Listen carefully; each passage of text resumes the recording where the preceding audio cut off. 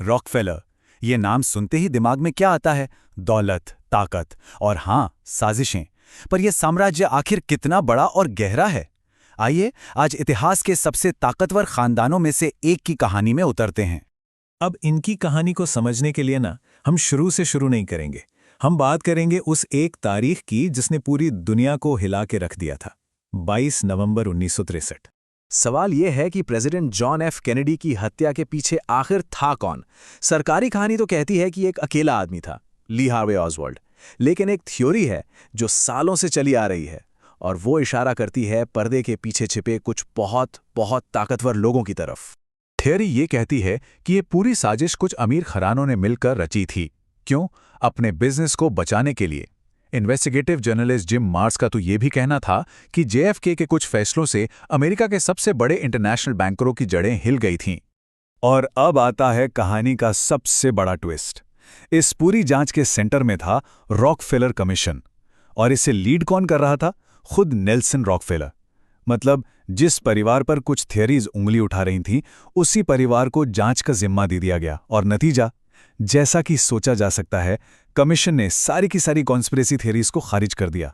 तो सवाल ये उठता है कि कोई परिवार इतना ताकतवर कैसे बन सकता है, इतना कि उस पर प्रेसिडेंट के मर्डर तक का इल्जाम लग जाए। ये समझने के लिए हमें कहानी के बिल्कुल शुरुआत में जाना होगा।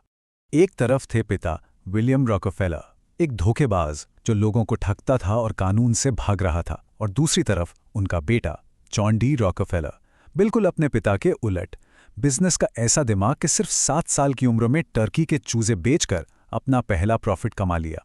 जॉन डी रॉकफेलर की एक छोटी सी लाल डायरी थी, लेजर ए। इसमें वो अपनी पहली नौकरी से लेकर कमाए, खर्च किए और दान दिए गए एक एक पैसे का हिसाब रखते थे। और यही डिसिप्लिन, यही एक एक पैसे पर नजर उनके आने वाले विशाल साम्राज्य की नींव बनी। तो अपना करियर शुरू करने के कुछ ही वक्त बाद रॉकफेलर को एक नई चीज में बहुत बड़ा मौका दिखाई दिया, और वो था कच्चा तेल। अपने पार्टनर हेनरी फ्लैगलर के साथ मिलकर रॉकफेलर ने एक ऐसा प्लान बनाया जो बहुत ही ब्रूटल था पर जीनियस भी। देखिए, उन्होंने 4 स्टेप्स में काम किया। पहला, रेलवे के साथ सीक्रेट डील करके अपना किराया इतना कम करा लिया कि कोई सोच भी नहीं सकता था। दूसरा, इसी वजह से वो अपना तेल बाकियों से बहुत सस्ता बेच पाए और एक एक करके सबको मार्केट से बाहर कर दिया। तीसरा, जो नहीं माना उसे सीधा ऑफर दिया, या तो अपनी कंपनी हमें बेच दो या बर्बाद हो जाओ। और चौथा, उन्होंने हर चीज पर कंट्रोल कर लिया, अपने बैरल खुद बनाने से लेकर अपनी पाइपलाइन बिछाने तक। उनकी ये स्ट्रैटेजी कितनी असरदार थी, इसका अंदाजा इसी बात से लगाइए। 1872 में सिर्फ कुछ हफ्तों के अंदर उन्होंने क्लीवलैंड की 26 में से 22 रिफाइनरियों को खरीद लिया। इस घटना को आज भी क्लीवलैंड मैसेकर के नाम से जाना जाता है। और जब उनसे पूछा गया कि वो अपने कॉम्पिटिटर्स को ऐसे क्यों खत्म कर रहे हैं, तो परिवार का जवाब क्या था? जॉन डी रॉकफेलर जूनियर ने कहा, एक खूबसूरत अमेरिकी गुलाब अपनी पूरी शान और खुशबू तभी बिखेर सकता है जब उसके आसपास उगने वाली छोटी छोटी कलियों को कुर्बान कर दिया जाए। मतलब अपने कंपटीशन को खत्म करना उनके लिए एक नेचुरल और जरूरी प्रोसेस था। और यहीं रॉकफेलर की विरासत का सबसे बड़ा विरोधाभास दिखता है। एक तरफ वो दुनिया के सामने बहुत बड़े दानी थे, शिकागो यूनिवर्सिटी बनाने के लिए लाखों डॉलर दिए, दुनिया भर में मेडिकल रिसर्च को फंड किया। लेकिन दूसरी तरफ अपने ही मजदूरों के लिए वो बिल्कुल बेरहम थे। 1914 के लुडलो मैसेकर को उन्होंने ही फंड किया था, जिसमें कंपनी के गार्ड्स ने हड़ताल कर रहे मजदूरों, औरतों और बच्चों तक को मार डाला था। तो ये थी उनकी क्रूरता और दान की कहानी। अब वापस आते हैं उन कॉन्स्पिरेसी थ्योरीज पर जो कहती हैं कि ये सब एक बहुत बड़ी ग्लोबल साजिश का हिस्सा था। कॉन्स्पिरेसी थ्योरीज एक पूरी सदी तक फैले प्लान की बात करती हैं। इसकी शुरुआत होती है 1910 में, जब कुछ बड़े बैंकरों ने जेकिल आइलैंड पर एक सीक्रेट मीटिंग की। मकसद, एक नया सेंट्रल बैंक बनाना। फिर 1913 में फेडरल रिजर्व बन गया, जिससे कहा जाता है कि इन बैंकरों को पूरी अमेरिकन इकोनॉमी पर कंट्रोल मिल गया। और फिर देखिए, 2012 में रॉकफेलर और रोथशाइल्ड्स, दुनिया के 2 सबसे ताकतवर बैंकिंग परिवार, ऑफिशियली पार्टनर बन गए, जिसने पुरानी थ्योरीज को और हवा दे दी। अब एक और दिलचस्प बात देखिए, 1910 में आई फ्लेक्सनर रिपोर्ट। इसे फंड किया था रॉकफेलर ने। इस रिपोर्ट की वजह से मेडिकल एजुकेशन पूरी तरह बदल गई। जितने भी कॉलेज नेचुरल या हर्बल दवाइयां सिखाते थे, वो सब बंद हो गए, और रास्ता बना एक ऐसे सिस्टम के लिए जो पेट्रोलियम से बनी, पेटेंट की जा सकने वाली दवाइयों पर आधारित था। मतलब उन्होंने पब्लिक हेल्थ को भी अपने तेल के बिजनेस से जोड़ दिया।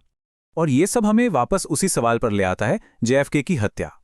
थियोरीज के मुताबिक कैनेडी ने 2 ऐसे काम किए थे जो सीधे रॉकफेलर और उनके जैसे लोगों के हितों पर चोट कर रहे थे। पहला, उन्होंने फेडरल रिजर्व की ताकत कम करने के लिए एक एग्जीक्यूटिव ऑर्डर साइन किया। दूसरा, वो तेल पर मिलने वाली टैक्स छूट को कम करना चाहते थे, जिससे तेल के बड़े कारोबारियों को लाखों का नुकसान होता। और उनकी हत्या के साथ ही ये दोनों काम रुक गए। और बाद में जैसा हमने देखा, नेल्सन रॉकफेलर के कमीशन ने हर साजिश की थ्योरी को खारिज कर दिया। तो ये तो हुई इतिहास की बात।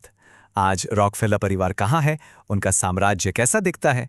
अपने पीक पर जॉन डी रॉकफेलर की दौलत आज के हिसाब से करीब $400 बिलियन थी।